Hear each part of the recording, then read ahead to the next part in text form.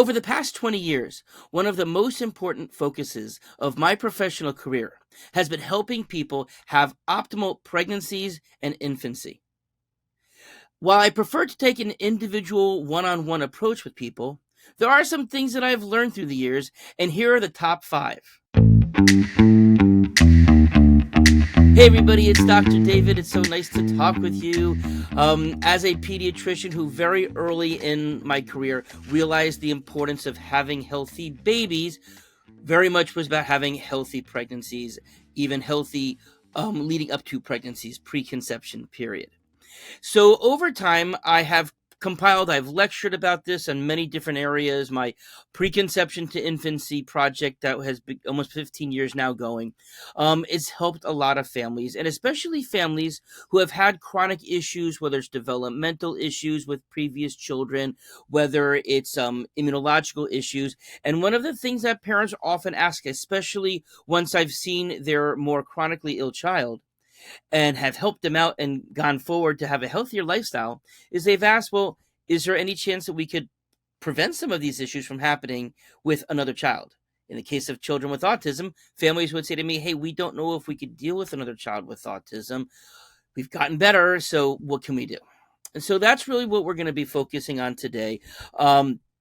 As a board certified pediatrician for now 25 years, you learn a thing or two. You know, some things turn out to be right, some things turn out to be wrong. But the most important thing that any professional, really a provider, needs to be doing is to recognize the things that are working, recognize the things that are not working, but how can we continue to grow? How can we continue to help?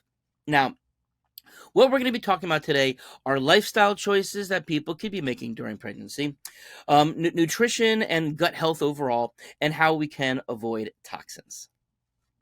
So first of all, we're going to just talk about just prioritizing a healthy lifestyle. And the most important thing there is eating right. We're going to get to a little bit more about that. Another thing, though, is maintaining a good exercise regimen. And what that means is at least 5 days a week, if not more, doing a good exercise routine for 45 to 60 minutes. Ideally 60, but hopefully at least 45. Not all of that needs to be in a high cardio mode or high hit type of mode, and it can be varied. We should actually be mixing up our exercises, not just in terms of different muscle groups, not just in terms of more strength days versus more endurance days, but just also just making sure that we're doing different types of activities so we don't get bored. Mix it up some. Okay. Now, also the incredible importance of getting a good night's sleep. So many of us, we are up too late. We have things to do. We have to wake up early. We have kids to take care of, all types of things. But it really should be a priority of getting 7 to 8 hours of sleep whenever possible. Now, in addition to that, a very important thing is minimizing stress. This is a stressful world. This is a toxic world that we live in. Some of us have toxic relationships. Some of us maybe type A personalities and may be more stressed because of just the way we see things. And sometimes there can be other issues relative to the health of family members or our own health that can have an impact on that.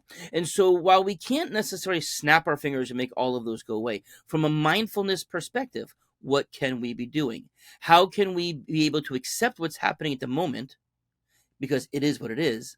But at the same time, how can we plan for the future to make things better? What kind of help may we need from a physician in order from a lifestyle to do that, but also with a therapist, with family members, friend circles, etc. Going out, having a good time, dancing, listening to music, enjoying good food. All of those things are also really, really important when it comes to trying to minimize stress. So no matter who we are, we can do better. We should try. Okay, now next thing in terms of optimizing particular nutrients.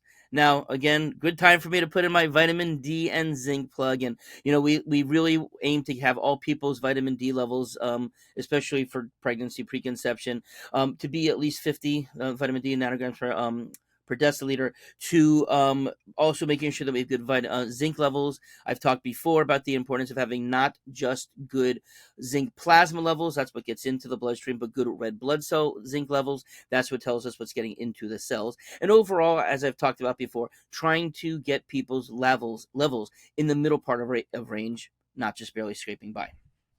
Okay, iron levels, especially during pregnancy, a woman's blood volume expands. They have much more blood that's circulating through their body because it obviously has to be bringing nutrition and oxygen to a placenta. So that's obviously really important to make sure that the iron levels are good so you can make red blood cells properly, etc. The importance of calcium also during this time period, of course, whether a person, is growing for, eating for two and making sure that there's more calcium. So needing to be at the upper ends of calcium intake during pregnancy and during early infancy, especially during lactation, around 1,000 to 1,200 milligrams a day on the lower end there if vitamin D levels are good. And water. Okay, obviously, we are mostly water. Most of our blood is water. So, at a minimum of 8 cups a day, but really for any human being above 8 years old, but really probably trying to be more double that if once a person is in pregnancy mode or in lactation mode, because of course, more losses, more things going to the fetus, going to the baby as things move forward. Okay, now it's also really important to just make sure that proper B vitamin metabolism is happening. I know we've talked about MTHFR, methylene tetrahydrofolate reductase.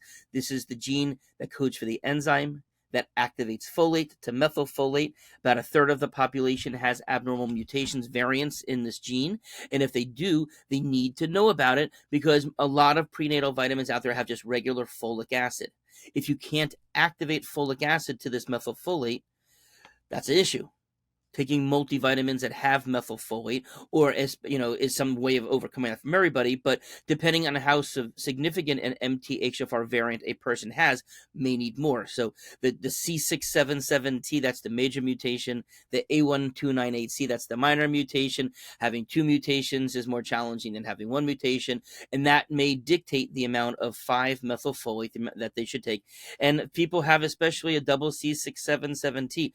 I want them taking more activated folate, more methylfolate than they would just from a prenatal vitamin. So that's why it's important to know about that. But we do tests such as the max function test for maximized genetics because that looks at many other genes relative to B vitamins, absorption of nutrients, activating nutrients, transported through the body. It's not just about folate, it's about B12 and B6 and how our bodies are able to detoxify. It's about can our bodies make N-acetylcysteine? Can our bodies make glutathione, things that are so incredibly important for detoxification? And of course, to do those things, you have to have proper B vitamin metabolism. Okay, now next thing, the importance of gut health. Okay, nutrition obviously enters through the gut. Inflammation very often starts with the gut, and what we eat, what we put in, makes a big difference. Okay, so but a general rule of thumb: if you're not passing a good, healthy looking poop, there's something going on abnormal in the intestinal tract. At least once a day, 2-3 times a day if possible. But at least probably the most important thing is that there's no pain, that there's no discomfort, but a healthy log, a nice sized log, is being passed on a regular basis. There may be some people who pass a very large one every other day, but you look at, okay, that's 2 days worth of poop there, but does it look healthy? Super duper important. If it's not, we should investigate why. Okay, eating a whole food diet. Okay, now whole foods can be processed in food processors, but we don't want to be doing ultra processed foods. In general, we talked about if there's ingredients that you can't pronounce because they're long chemical names, probably want to avoid those. But whole foods, whole grains, things that are minimally processed before it gets to our table, before it gets to our mouth. Okay, eating a high fiber diet. Okay, especially during pregnancy, when things get more crowded in there, high fiber helps bulk the stools, pass things along. We know that constipation can be an issue during pregnancy, especially during the second half of pregnancy. So the more we can have things moving on through, and of course the fiber, not just in terms of bulking the stool, but they serve as prebiotics to our flora, to our probiotics. So another thing there is making sure that we're eating fermented foods or taking probiotics. And a lot of the fiber foods are the prebiotic foods that help feed them, as I said. So we want to make sure that we are maintaining a healthy microbiome. This is super important for minimizing inflammation in the gut. All of those things are. But the more inflammation that we have, the more cytokines that are circulating, the more that those can be disturbing our body in lots of different ways. Okay. Now, next thing, minimizing toxic exposure. It sucks. We live in a toxic world. Anybody got a new planet, a new island somewhere in the middle of nowhere? That may not be even good at this point with our air quality, but it's a problem. So forever chemicals. Forever chemicals are chemicals that do not leave our bodies, at least for as long as we know. Obviously, true forever hasn't happened yet. But certain things that are found in water supplies.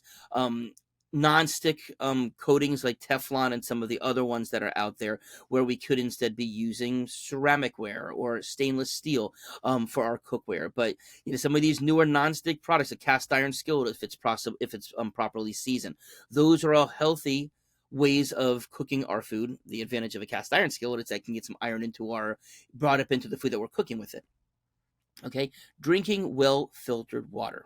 Okay, we know that the issues in terms of the plastics and the nanoplastics, the microplastics that are showing up in bottled water, but also just stuff that's showing up in our drinking water that comes from our cities, and of course, whatever could be in the ground from groundwater relative to well water. So, using a good filtration system, in our house we do multiple stages. We do an activated charcoal filter for everything that comes into the house. We then do additional filtration on water before we drink it, etc. But having good, healthy, clean water is super important.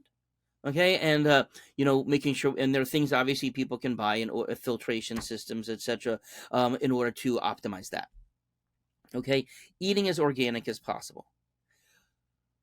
Pesticides in particular are much more likely to be found in non-organic food, conventional food, relative to the produce that is organic. In fact, organic by definition should not be using any pesticides. They could be using ladybugs and other kind of non-predatorial insects to ward off the pests that we can be doing. But it is super important. The Clean 15, Dirty Dozen that I've talked about before, from the environmental work group, the Clean 15 being the foods that are not likely in conventional non-organic foods, but they don't absorb a lot of pesticides. Those are better. The Dirty Dozen, those are the foods that are just like sponges and sucking up pesticides, such as strawberries. There's others as well, but you can consult that. If you just Google Clean 15 Dirty Dozen, you'll see it from the environmental work group, and that can be really helpful to keeping to a clean diet. All right. Next thing, breathing healthy air. Okay, so wherever possible, we want to be using the MERV, which is the rating system for air filtration. The highest number, the better the filtration that there is. This is true for home, for office, and or even for the cars as well. Also, making sure that air filtration is kept clean, that the filters are kept clean or are renewed, replaced, etc., as instructed by the manufacturer, and also to test for mold in the air, because that could be a problem too. Okay, so there you go. There's a bunch of different tips that can help to optimize not just our health, but obviously in that preconception, infancy, lactation, those first few years of life and beforehand is so incredibly important.